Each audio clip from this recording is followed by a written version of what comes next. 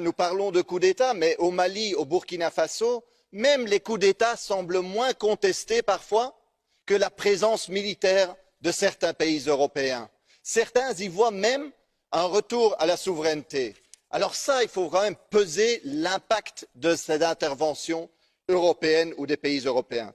Alors moi j'entends que les peuples du Sahel veulent se libérer de la subordination à l'Europe, qu'elle soit militaire, économique, monétaire.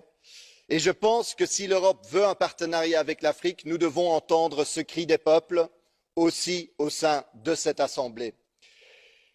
Alors, la démocratie est essentielle, mais elle vient avec la souveraineté et le droit à l'autodétermination, évidemment. Et alors, mettons fin au franc néocolonial CFA, mettons fin à la dette qui asphyxie et mettons fin au pillage des ressources naturelles, mais aussi au pillage des poissons des mers par des navires européens. Et seulement alors nous posons les bases d'un véritable partenariat d'égal à égal qui nous fera avancer tous ensemble. Parlons de la guerre en Ukraine, une guerre criminelle contre un pays souverain, une violation de la Charte des Nations Unies sans aucun doute.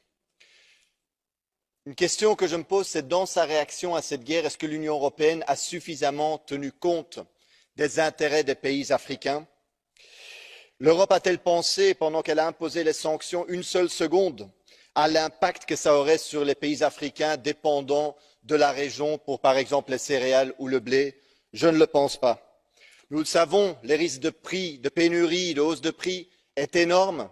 Alors nous avons besoin aujourd'hui, les Ukrainiens y ont intérêt, les Africains y ont intérêt, le monde entier, à ce que ce conflit s'arrête. Et pourtant, l'Union européenne n'a toujours pas pris une seule grande initiative diplomatique. Nous le savons, cette initiative ne viendra pas de Washington, mais nous avons intérêt à la prendre, parce que la seule alternative à la diplomatie, c'est la guerre totale, et ça, personne n'y a intérêt. Alors essayons de prendre cette initiative diplomatique et arrêtons cette guerre par les négociations, par les pourparlers. Parlons maintenant politique de santé. C'est ici, je pense, que la rhétorique, la différence entre la rhétorique et la réalité s'exprime de manière la plus claire. Officiellement, nous étions tous solidaires face à la pandémie, mais dans la réalité, quand l'Union africaine nous a demandé de partager la technologie du vaccin et des thérapies en levant les brevets, l'Union européenne, la Commission européenne a fait obstruction, a refusé de partager la technologie. Pourquoi? D'une part, pour protéger le monopole technologique des entreprises pharmaceutiques européennes, et d'autre part, parce que cette nouvelle technologie ARN messager pourrait aussi servir à l'avenir pour produire d'autres vaccins. Donc plutôt de partager la technologie et de se battre ensemble contre tous les défis futurs aussi en matière de santé publique, la Commission européenne a donné priorité aux profits et aux monopoles technologiques. Et ça, franchement, ce n'est pas un partenariat, ça vraiment, c'est une vision néocoloniale ancienne avec laquelle nous devons rompre aujourd'hui. Considérons la question de l'enseignement, de l'éducation.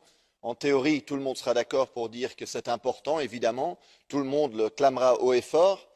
Mais quand même, nous voyons qu'aujourd'hui, sous la pression du Fonds monétaire international, et nous connaissons les liens aussi entre l'Union européenne et le Fonds monétaire international, symboliquement, d'une part, l'ancienne présidente du FMI est maintenant présidente de la Banque centrale européenne. D'autre part, la présidente maintenant du FMI, c'est une ancienne commissaire européenne. Donc voilà, ça ressemble parfois un peu à des arrangements entre amis. Mais soit, ce Fonds monétaire international conseille, fait pression aujourd'hui sur différents États, le Sénégal, le Mali, le Burkina Faso, le Niger, pour réduire les dépenses publiques. Mais ça veut dire aussi réduire les dépenses pour l'enseignement, les ressources possibles et disponibles pour l'enseignement. C'est quoi comme contradiction? Dire d'une part que l'enseignement c'est important, mais entre-temps pousser les États à réduire les dépenses publiques. Ça n'a pas de sens. Donc si l'Union européenne est sérieuse dans son partenariat pour l'enseignement, alors il faut arrêter, il faut prendre ses distances, rompre avec ces politiques du Fonds monétaire international. Permettez-moi en commerce et coopération d'être un peu terre à terre, un peu concret. Tout d'abord, un vrai partenariat devrait voir effectivement la fin des accords de partenariat économique iniques.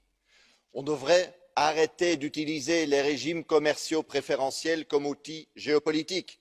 Et pour être plus terre à terre aussi, est-ce que ceci va signifier que nous n'écoulerons plus le poulet européens sur les marchés africains, étouffant littéralement le poulet africain? C'est des questions qui se posent, mais il y a une question plus importante. Dans le cadre de ce partenariat, vous savez que la conférence des Nations unies sur le commerce et le développement a calculé que l'Afrique, seulement en flux illicites, perd 89 milliards de dollars par an. Alors l'Europe peut arrêter ça, peut y contribuer avec un registre mondial financier, avec une vraie liste noire des paradis fiscaux, une vraie transparence, mais elle ne le fait pas. Et du coup, ce pillage financier économique aux relents néocoloniaux continue. Alors c'est le moment pour un vrai partenariat de mettre fin à cela aujourd'hui et pas demain. Nous parlons politique climatique. Aujourd'hui, nous nous rappelons tous le ministre des Affaires étrangères du Tuvalu qui, les pieds dans l'eau, demandait une action plus ambitieuse en matière climatique parce que son pays risque tout simplement de disparaître. Les pays de l'Union européenne, vous le savez, sont responsables depuis le début de l'ère industrielle de plus ou moins un quart de toutes les émissions de CO2, l'Afrique moins de 3% je crois, et les pays insulaires moins de 1%. Et pourtant, ce sont eux qui souffrent aujourd'hui les conséquences les plus sérieuses, les pires. Et alors, que devrait faire un partenaire sérieux? Tout d'abord, il devrait tout faire pour soutenir et sauver ces pays. Et là, on voit que malheureusement, l'Union européenne réduit seulement ses émissions, veut réduire seulement de 55% d'ici 2030, tandis que la science demande 65%. Nous voyons que dans la vraie vie, pour garantir les profits des multinationales européennes, on ne partage pas les meilleures technologies climatiques avec les pays africains et autres. Et finalement, je veux conclure là-dessus, nous ne respectons pas en tant qu'Union européenne les promesses faites aux pays en développement par rapport aux moyens pour s'adapter au changement climatique. Alors pouvons-nous vraiment parler d'un partenariat respectueux et équilibré? Je ne le crois pas.